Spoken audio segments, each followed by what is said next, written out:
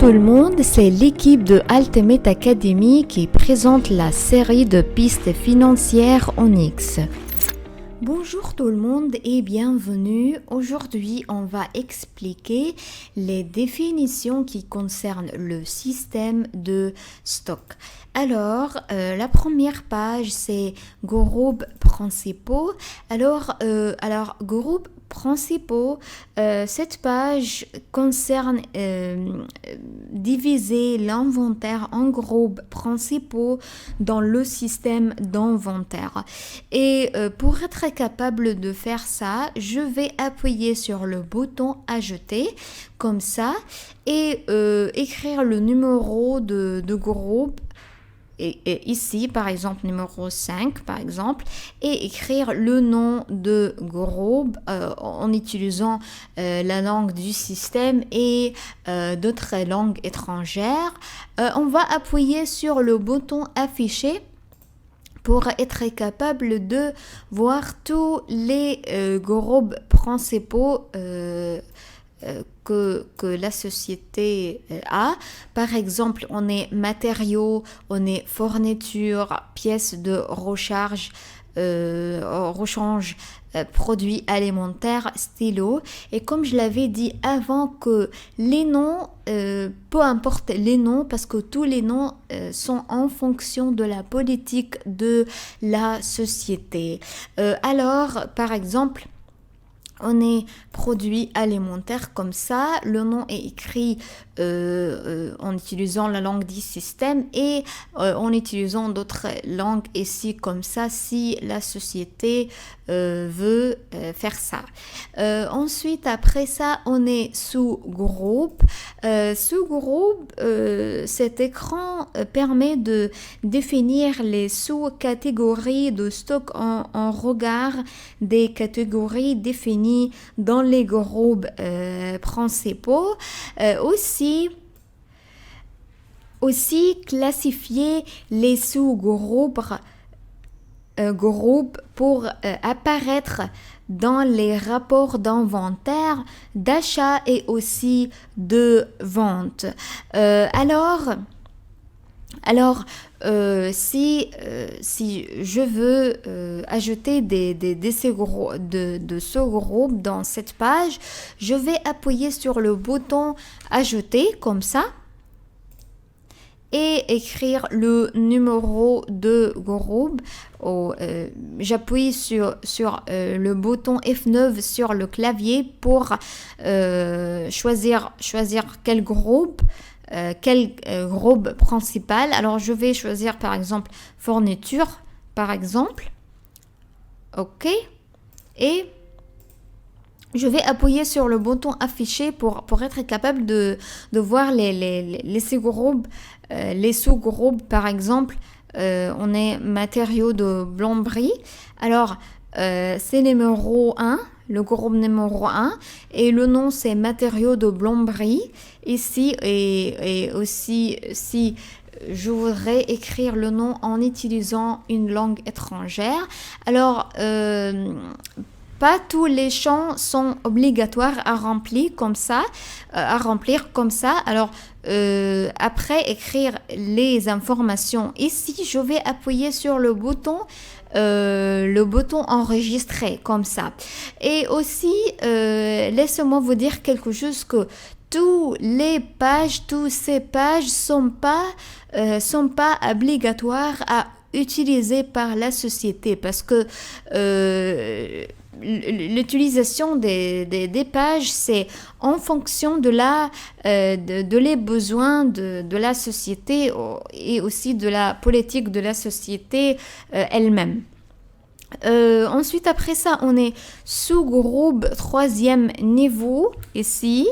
Alors, cette page qui concerne introduire de nouvelles classifications sous-groupe. Si je voudrais faire des classifications supplémentaires, je peux faire ça en utilisant cette page. Alors, Alors, je vais appuyer sur le bouton afficher comme ça pour voir les sous-groupes troisième nouveau que j'ai. Par exemple, j'ai ici stylo noir et c'est le numéro 1 de ce groupe que j'ai.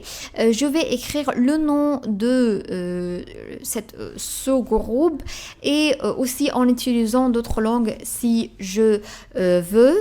Et comme je l'avais dit que toutes ces pages sont pas obligatoires à utiliser par la société. Ensuite, après ça, on est groupe d'aide. Alors, groupe d'aide, cette page permet d'introduire des classifications complémentaires des groupes principaux. Alors, c'est la même chose. Je peux aussi appuyer sur le bouton ajouter pour être capable d'ajouter des classifications qui concernent groupe d'aide. C'est comme des alternatives pour utiliser les pages des groupes. Et comme je l'avais dit que toutes ces pages sous-groupe troisième nouveau, groupe d'aide, groupe détaillé, groupe similaire, c'est pas obligatoire d'utiliser tous ces groupes, tous ces pages de groupes. Je vais utiliser justement les pages qui concernent les groupes que je veux. Alors, on est ici groupe détail et c'est la même idée ici, la même idée de aussi faire des classifications qui concernent les groupes, mais c'est en détail. Je vais aussi appuyer sur le bouton ajouter, écrire le nom de groupe ici et ici en utilisant d'autres langues et je vais appuyer sur le bouton enregistrer comme ça. Ensuite, après ça, on est groupe similaire. Alors pour le groupe similaire, cet écran permet de rassembler tous les éléments similaires dans des groupes appelés groupes alternatifs.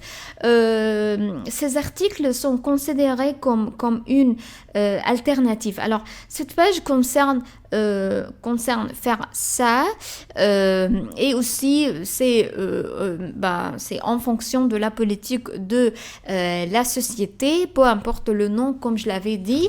Je vais appuyer sur le bouton ajouter comme ça pour être capable d'ajouter des groupes similaires.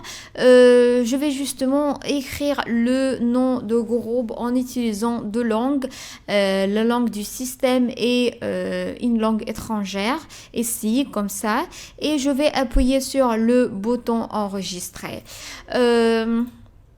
Ensuite on est classification des articles. Alors cette page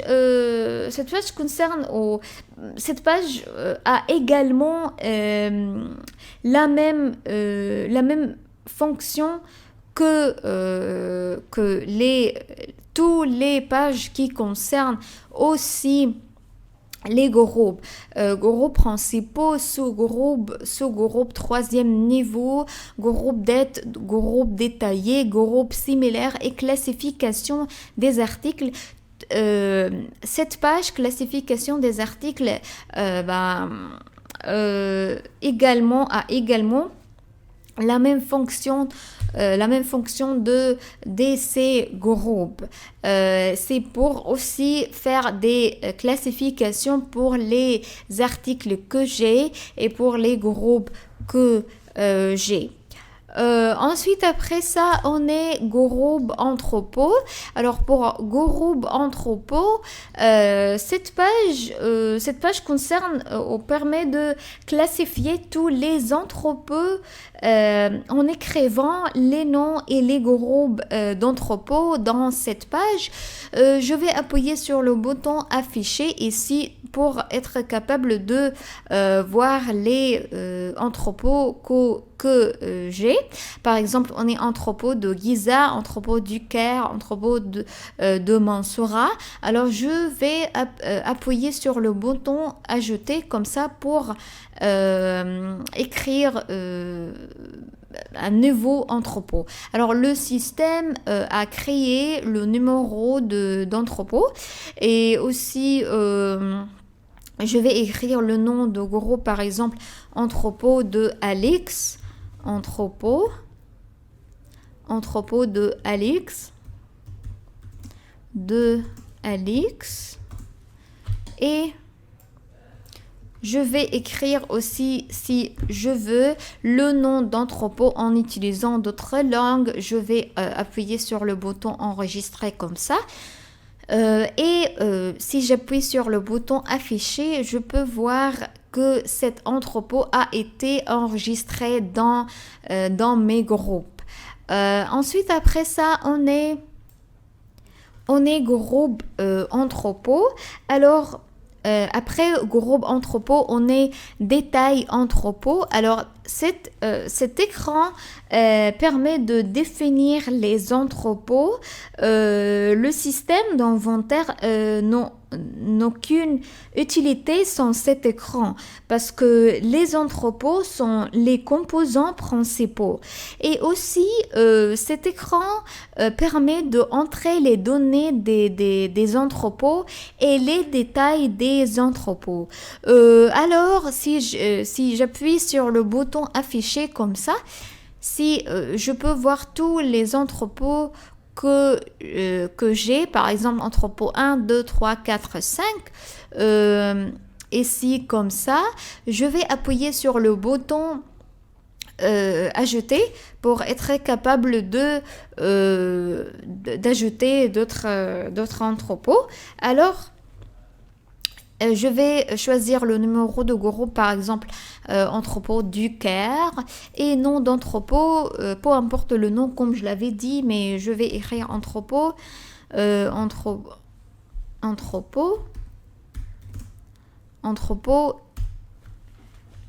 6, entrepôt 6 et entrepôt 6 ici, et je vais choisir la branche siège social et ici c'est des informations générales qui concernent l'entrepôt, par exemple responsable, site, paye, je vais choisir Égypte par exemple, numéro de téléphone, séquence, wilaya, numéro de région, activé de l'article, centre par défaut, etc., etc. Tous ces champs sont pas obligatoires à remplir et c'est en fonction de la politique de la société. Ensuite, après ça, je vais appuyer sur le bouton enregistrer pour enregistrer ce entrepôt. Ensuite, après ça, on est la page qui concerne les rayons. Alors, cette page permet de diviser les entrepôts en étagères en entrant le numéro et le nom des étagères dans les champs numéro et nom. Alors, si je peux appuyer sur le bouton afficher, comme ça, on est le numéro de rayon et les noms de rayon. Par exemple, on a 1, 3, 4, 5 et 0, 0, 2. J'appuie sur le bouton ajouter là pour être capable d'ajouter des rayons. Par exemple, on est un rayon numéro 8 et ici le nom, je vais aussi écrire 8 et si je voudrais écrire un nom en utilisant d'autres langues, je vais écrire ici et c'est entrepôt. Je vais appuyer sur le bouton F9 sur le clavier pour être capable de choisir l'entrepôt que ce rayon va appartenir. Alors, je vais choisir par exemple entrepôt numéro 4. La taille, par exemple, peu importe le numéro 14 et point aussi 10. Et voilà, je vais appuyer sur le bouton enregistrer comme ça et voilà, c'est enregistré. Dans la prochaine vidéo, on va continuer les définitions qui concernent le système de stock. Merci d'avoir regardé cette vidéo et au revoir.